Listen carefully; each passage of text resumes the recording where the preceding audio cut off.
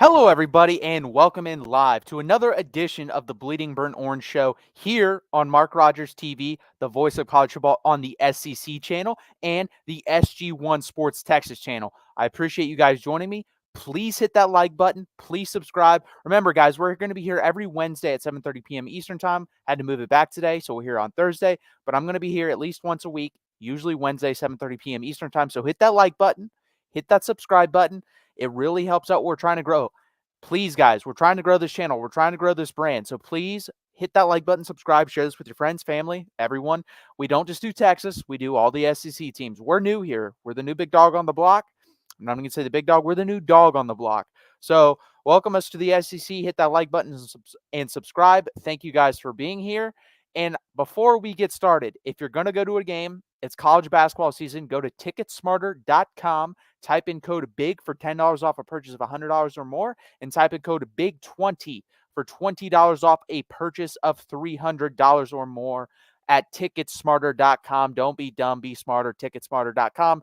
Thank you guys for being here tonight. It has been a busy week since we got back. Or since last week. We have gained recruits, we have lost recruits, we have gained transfer portal guys. No one else has entered the transfer portal, so that's a good part. And Texas is on fire, potentially on a super run here of transfer portal additions. We will talk about that, and let's jump into it. So portal additions, let's welcome these new guys in. Remember, we already have Matthew Golden from Houston, we already have Trey Moore from UTSA, and we have Andrew Makuba from Clemson. Matthew Golden, great player for Houston, their number one wide receiver. I think he's going to do big things. Trey Moore led his conference in sacks with 14 last year. Amazing player off the edge that Texas desperately needs. Him and Colin Simmons coming in, paired with Barron Sorrell and Ethan Burke. Obviously good things. Then the secondary, we were always weak at safety, kind of weak at corner, but more weak at safety. So Andrew Makuba coming in really helps. We'll also talk about Jahdae Barron coming back in a little bit. But we add the number one wide receiver in the portal in Isaiah Bond. Fantastic player, someone that Texas desperately needed out of the portal. We have not had a number one wide receiver yet. This is our number one guy. This is who I think is going to be the number one guy going into next year. 48 receptions, 668 yards, 4 touchdowns, an absolute speedster with a 10.48 100-meter dash. Fantastic player, and it's someone Texas needed. Now you go into a room with Matthew Golden, Isaiah Bond. We'll get to Silas Bolden, Ryan Niblett, DeAndre Moore, and not even to mention Ryan Wingo and Jonte Cook. Very good class for Texas in this wide receiver group. I don't think Texas has an A.D. Mitchell or an Xavier Worthy. I think all of these guys, there's 2 or 3 guys that are like a step below that. And that's okay. Those are top 40 picks in the NFL draft. There's a possibility both of them get drafted in the first round because I think Xavier Worthy is going to absolutely blaze it at the combine. I expect 4.3 from him at most. So there's a chance he goes in the first round too, but I think A.D. Mitchell ends up as a first round pick. And I think in the aggregate, guys, you can see them being replaced. Like if you're telling me Isaiah Bond, Matthew Golden, and Silas Bolden come in and do what they need to do and produce like they produce at their schools, and to a higher level because you're playing with a better offensive mind than you were at your other schools. You're playing with a better quarterback, and you're playing with a better offensive line all across the board. You can say that. I think Steve Sarkisian's definitely better than anything Jonathan Smith, Nick Saban had on staff or anything like that. And at Houston, obviously, with Dana Holgorsen. So I think Matthew Golden, this is going to be hard to do. Matthew Golden, Isaiah Bond, and Silas Bolden come in and in the aggregate replace A.D. Mitchell and possibly Xavier Worthy. I think those 3 guys are able to get 80% of the production. So now you're looking at 1 or 2 more guys in the wide receiver room, Jonte Cook, Ryan Wingo, Ryan Niblett, DeAndre Moore, 1 or 2 of those guys to replace the other 20 or 10%. And I think that's a possibility. I think they could even do better. So it's going to be very interesting. Another guy that we got, Kendrick Blackshire. In 25 games at Alabama, he only had 25 tackles. I think they have a bigger role for him here at Texas, and I think he can live up to that role. Do I think this guy's going to come in and just dominate, be like, wow, who the hell is that? No. I've watched him. He's a good player. He's not a great player. He is a backup who will come in and you'll miss maybe a slight beat. But you'll see Anthony Hill hopefully take that next step and take over for Jalen Ford. You'll have Mo Blackwell play, and David Benda is back. So that really helps out the linebacker room. We'll get into possible replacements coming in as well. But the linebacker room with Kendrick Blackshire, it's a solid room. It's not a great room. It's not a terrible room. It's a solid room. It's a C plus room. So hopefully these guys can come in and just execute the game plan and play pretty good. But we'll see what happens there. I don't expect a lot from Kendrick Blackshire, but again, a nice pickup. Um, 1 second, let me jump into. I think Texas will hold their own offensively in the SEC, but I think you'll really struggle defensively, at least right now, Joey. That is a possibility, Joey. Offensively, I think we could probably have the best offense in the conference. I think it comes down to, let's see, I don't think Georgia is going to have like anything crazy offensively. I do like Carson Beck, but I think our weapons are better than Georgia's at this point. They lost Brock Bowers. They lost Ladd McConkey. They do bring in a Vanderbilt wide receiver. I believe his last name is Humphrey. So he's a good piece. But they do, and Oscar Delp's pretty good at the tight end position for Georgia. So I still think we're better there. We're going to be better in Alabama offensively. I'm trying to think better in Oklahoma. Maybe LSU, maybe, but they lost a lot. They do replace it with Nussmeier at quarterback, and they do replace it with CJ Daniels coming in from Liberty at wide receiver to replace Brian Thomas and Malik Neighbors, but they still need another wide receiver. I think Texas might actually have the best offense in the SEC by a lot. I think if they can just be average defensively in the SEC, I think you have a chance to win the conference. So it's going to be very interesting. Let's talk about another guy that I mentioned briefly, Silas Bolden. Silas Bolden is a hell of a pickup. People are talking about a depth piece. When I watch this guy, I don't see depth. I see explosiveness. I see agility. I see a guy that makes things happen after the catch. To me, I think he's going to play a lot bigger role in this offense than people are realizing. I think Silas Bolden is a freak. I mean, he's one of those people, guys, straight in, like speed. He may not be the fastest guy on the team, but side to side, he is probably the quickest. It's insane. The guy jukes people out of their shoes. It's really fun to watch. He caught my eye. I watched 3 or 4 Oregon State's games this year, and as soon as I saw him catch, I'm like, who the hell is that guy? And it's him. And then when I saw him enter the portal, and I said, Texas, look at him. Texas, look at him. They looked at him. He's committed to Texas. I think you're going to see him returning kicks and punts as well. He's very good at that. He had 3 opportunities to be a punt returner this year at Oregon State. He averaged over 30 yards per punt return and took one back in 3 opportunities. I think you're going to see Matthew Golden, Silas Bolden, and Jaden Blue, who showed some explosiveness in that Washington first half returning kicks. I think you'll see him return kicks and punts. And guys, it really does help if he's going to be good at special teams, because we lost Xavier Worthy and Keelan Robinson. They both returned punts and kicks for us.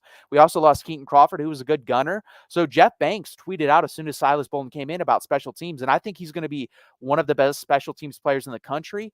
And I think he's going to be a 10 to 15 play guy that when he catches the ball has a chance to take it to the house. He's going to be an upgraded version of what people thought they were getting with Keelan Robinson, because he can stay on his feet a little bit better than Keelan, and obviously a much better pass catcher and route runner, seeing as he is a wide receiver and not a running back. So I am very, very happy with the portal so far. I mean, you're getting 3 top 10 wide receivers out of the portal. You're getting a average replacement at linebacker in Kendrick Blackshire, and then you're getting a great edge rusher in Trey Moore, and one of the best safeties, if not the best safety, in Andrew Makuba. So this staff has killed it. They are not done.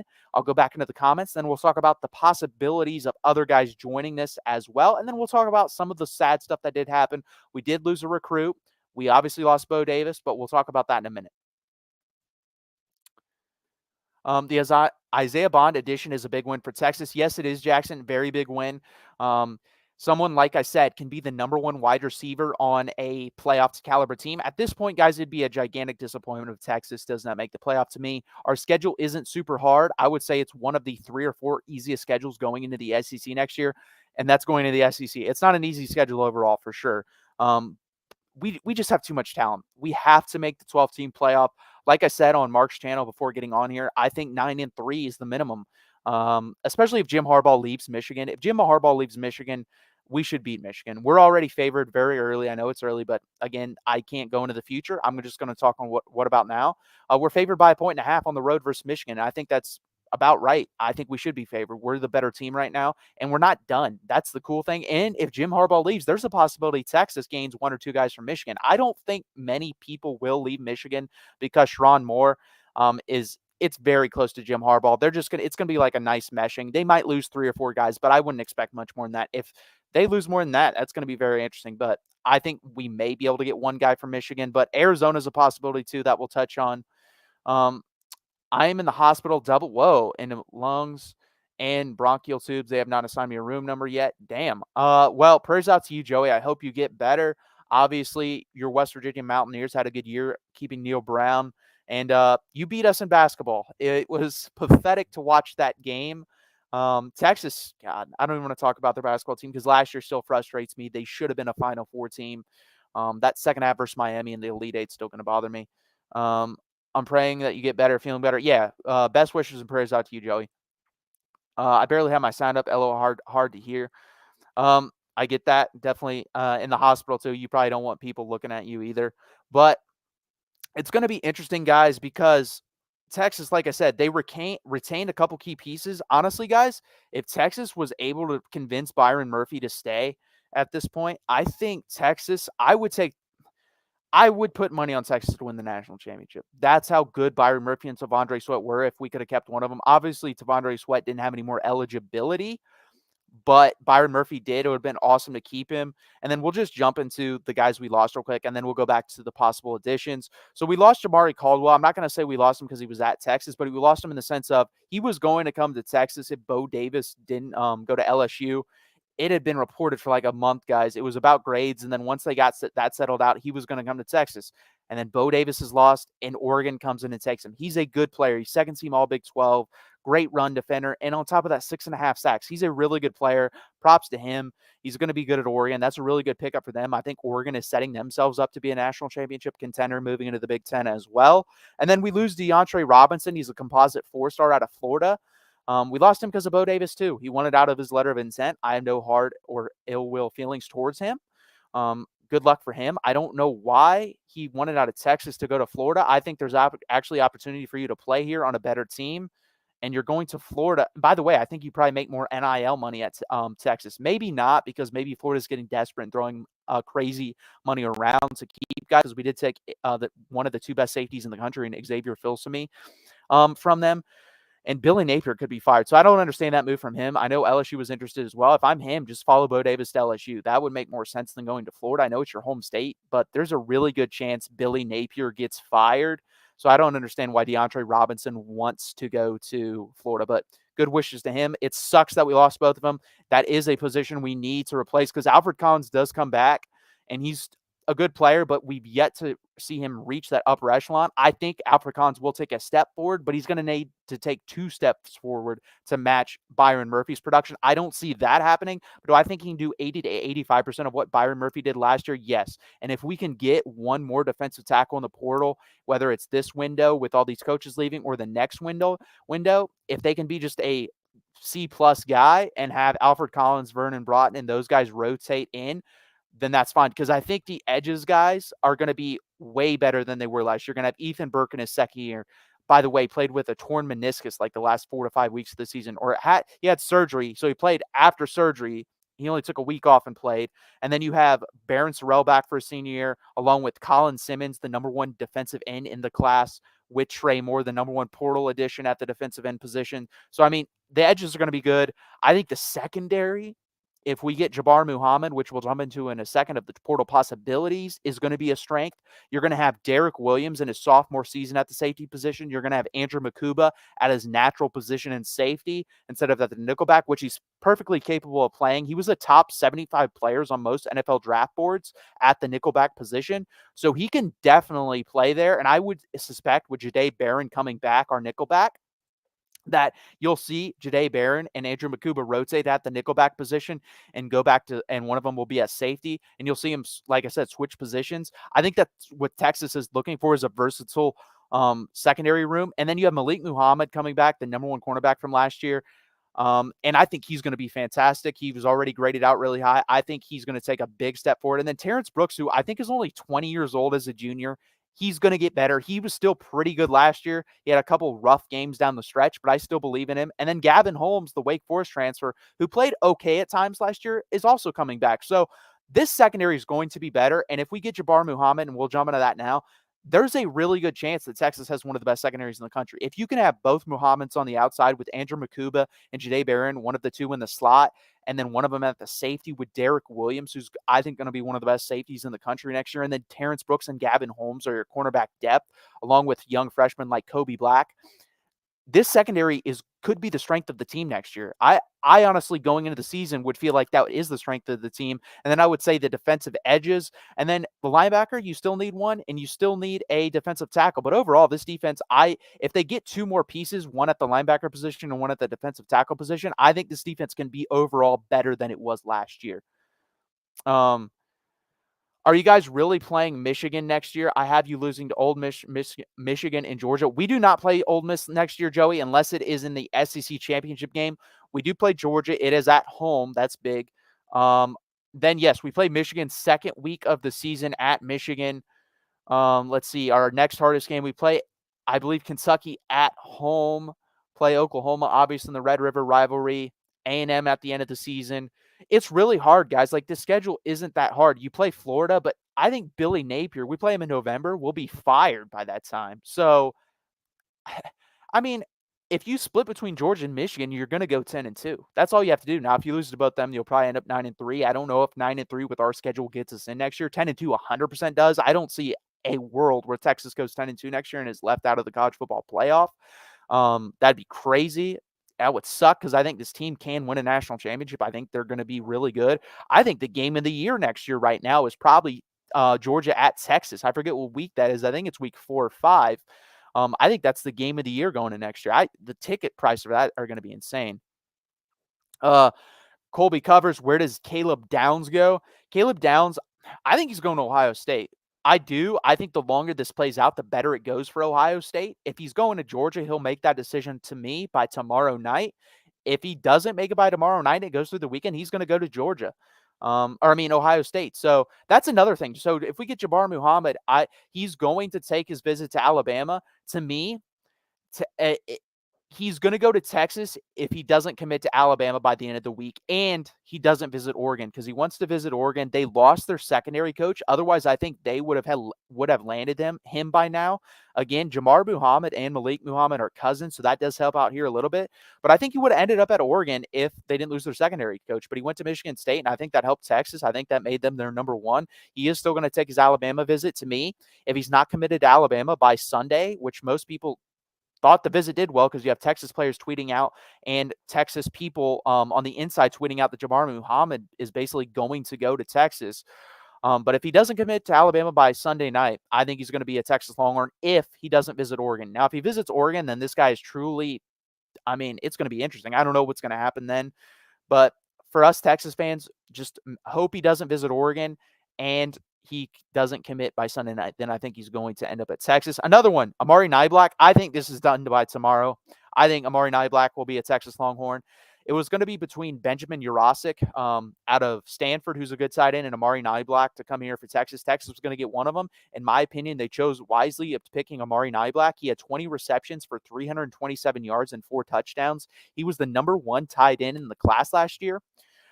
This guy's more explosive, and he kind of balances out Gunnar Helm, who's coming back. I think Gunnar Helm's going to be a good player. I think Gunnar Helm's probably going to be a 5th, 6th, 7th round draft pick in the NFL, so he's a good player. But he's not Amari Niblack. Amari Niblack has special talent, special speed, special capabilities with the ball in his hand. Gunnar Helm doesn't really possess that. Gunnar Helm is a possession tight end who's a good blocker. I like the way they balance each other out. This Texas offense is ridiculous. You're going to have Amari Niblack, Gunnar Helm with 4 of 5 offensive linemen returning, with Quinn Ewers in his 3rd year in the Sark system, with Ryan Wingo, Jonte Cook, Silas Bolden, Matthew Golden, Isaiah Bond, DeAndre Moore, Ryan Niblett at the wide receiver position. Sark, you have no excuse. If you're not averaging 35-plus points a game next year, that is on you. This team is complete on the offensive side of the ball. It's the defense that I said, if they can just be 30th in scoring next year, I think this team can easily make the Final Four again. Ole Miss isn't on the schedule, but Mississippi State is. Yeah, it's the first game for Texas. That's what I'm saying, too. We look out. We have Mississippi State first-year head coach, Texas A&M first-year head coach. I think Florida will have an interim when we play them. The team that is sneaky to me is Kentucky. I think Kentucky worries me. That's the only game that really worries me, and that isn't like a big brand name. And then we play Vanderbilt. I'm hoping to go to that game. Tickets don't seem to be too expensive. I need to order those in the next 2 to 3 months. And then the hotel will probably be the most expensive thing. But guess what? If I have to drive all night to get back home, I'll just do that because I'm not spending $300 to stay in Nashville. Sorry, I know Nashville's fun, but I'm not spending $300 on a hotel for one night. Um, Joey, oh, okay, Mississippi State, not Ole Miss. You'll win that game, so I could see you go 10-2. Yeah, guys, 8-4 is like catastrophic. Like people would have to get injured at key positions, and like the only one, like think about this. Let's go through this. Quinn Ewers gets hurt. You have Arch Manning. Should we still lose a game other than Georgia, Michigan, and then throw in Oklahoma or Texas A&M? No. Offensive line wise, we are stacked at that. We have done a very good job recruiting. So if we lose one guy, that shouldn't change much. Now, if we lose two, that will be an interesting thing. A wide receiver position, we're too stacked. It's honestly defense. We don't have a lot of depth on defense. The talent, upper end talent is there. So it's going to be interesting. But we also, yeah, you're right, Jackson. We do play Arkansas. We should beat Arkansas. He's also on the hot seat. We play a lot of people that are either first-year head coaches or on the hot seat. So it's going to be very interesting.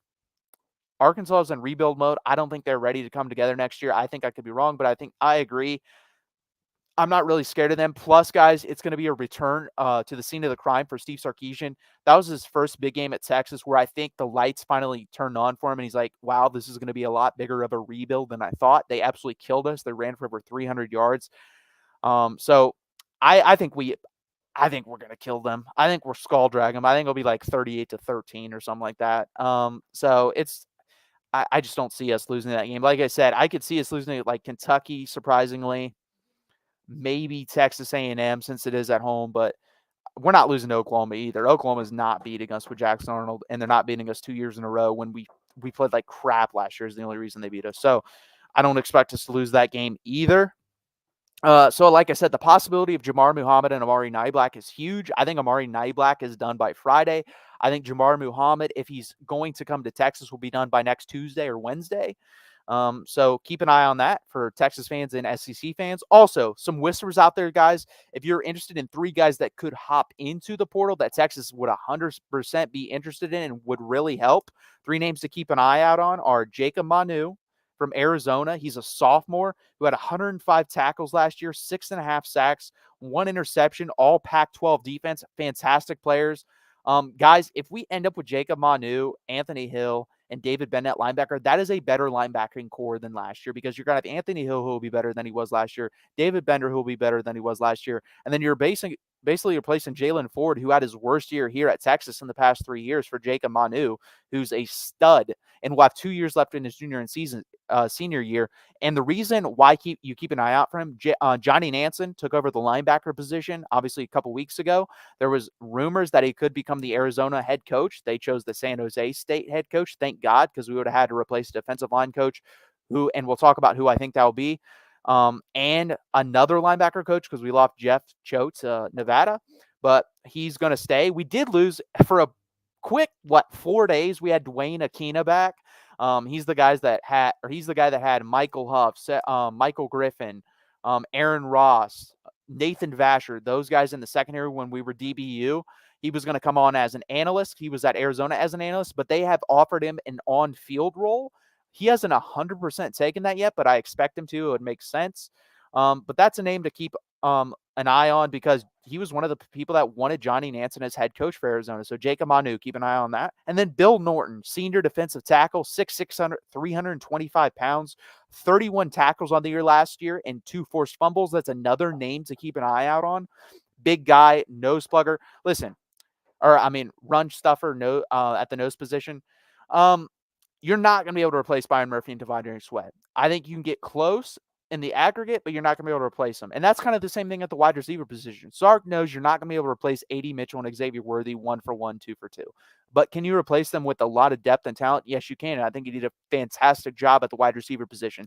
The defensive tackle position, we need 1 or 2 guys there. We need 1 or 2 guys. And here's another guy I'll mention. Jaheim Otis from Alabama. 6'5", 320 pounds. He's a sophomore, 26 tackles, half a sack last year. If we could land both, and Jacob Manu. If we land all three of these guys, we should be preseason number 2. We should be preseason number 2. I think right now, if I had to put us early predictions, I think Ohio State and Oregon are probably slightly ahead of us. I think we're 4. If we land Jacob Manu plus Jamar Muhammad, Amari Niblack, Bill Norton, and Jaheim Otis, we are the number 2 team in the country. I think it's Georgia and then us. And then I think there's even a little bit of a drop-off after that. I think there's Georgia, slight drop-off, Texas, slight drop-off, Ohio State, slight drop-off, Oregon, slight drop-off. And then there's a big drop-off after that, in my opinion. So it's going to be interesting, guys. Those are the guys you definitely keep an eye on. Jacob Manu, middle linebacker, Arizona. Bill Norton, nose tackle, Arizona. And Jaheim Otis, nose tackle at Alabama. And then obviously Jamar Muhammad from Washington, Amari Niblack are on the hook. I expect Niblack to be here by the end of the weekend, if not probably tomorrow night. And Jabbar Muhammad, keep an eye out because he is visiting Alabama the next day and a half, 2 days, and then possibly Oregon. So we'll see, but I expect him to wrap this up by next Wednesday or Thursday. So keep an eye out on that if you're a Texas or SEC fan. We'll jump into your comments, and then we will talk about who I believe the next defensive line coach will be. But before I do that, guys, please hit that like button. Please subscribe down below. It really helps out the channel. Share this content. Thank you guys for doing that. I'm glad Texas A&M is back. I just wonder if it will share the Thanksgiving. So I don't think it will. I think it'll be on that Black Friday. I think it'll be Black Friday night, Jackson. I think the Egg Bowl is its own special thing right now, as it should be. It's been around, and it hasn't been, there hasn't been a big break in between. So I think it should be its own thing. I think will be Friday night. Because of it sharing the Thanksgiving spotlight, I'll flip between the Texas A&M game, the Egg Bowl, and the NFL. Yeah, that's a lot of games. That's why I think just go to Friday night, be your own thing. Guys, our next defensive line coach is that name right there. I believe it is Roderick Wright. He played here at Texas from 2002 to 2005. He was the Big 12 defensive freshman of the year when he was here. He was a good player, got drafted to the NFL. He is the assistant defensive line coach for the Houston Texans, and it has been said for about 3 to 4 days, Sark knows who the defensive line coach is. It just hasn't gotten out yet, which props to the Texas and staff and university for a hire like this not to have gotten out is really good. It's just a guess because why else wouldn't you announce it? The only reason you wouldn't announce it is the guys in the NFL.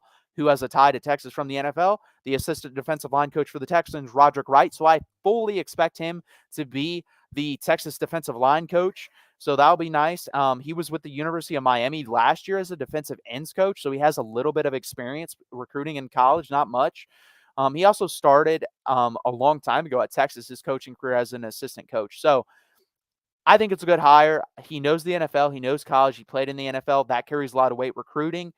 He also can't do much worse than Bo Davis. Bo Davis was not a great recruiter, fantastic developer, but if you look at the guys he did develop, they were really none of those guys were his guys. So if Roderick Wright can be better at recruiting and then like 80 to 90% of the developer, I think you end up with about the same results. So I really like the hire. I like that you went to the NFL. And you get a Texas guy back. So that's always nice as well. I can't really say anything negative about the guy. He was great while he was here. He seems like a really good coach. Listen, if D'Amico Ryans picks you as a head or as a guy to be on his staff, I think you're going to be a decent assistant coach, head coach at some point. So I'd like the hire. I think it's a good hire. You bring a guy back to Texas. And I think that's going to do it for tonight, guys. It's been awesome to talk with you. I guarantee you we'll have a lot to talk about by next Wednesday. We could have 2 or 3 more guys on board. And if the Texans lose, we can talk to Roderick Wright even more and what he said and why he decided to come back. I could be wrong. That's another thing. It could be a shocking hire from the NFL. So who knows? But that's who I think it's going to be. I really appreciate this, guys. Please hit that like button. Please subscribe down below. It really helps out what we're trying to build. Share this out with your friends, family, neighbors, anyone who enjoys SEC or Texas football. Please hit that like button. Please subscribe. And this has been the 30th edition of the Bleeding Burnt Orange Show here. I am your host, Matthew Miller. Hook 'em, guys. And until next time, Wednesday, 7:30 p.m. Eastern Time here on the SEC and SG1 Sports Texas channel. Hook 'em, guys.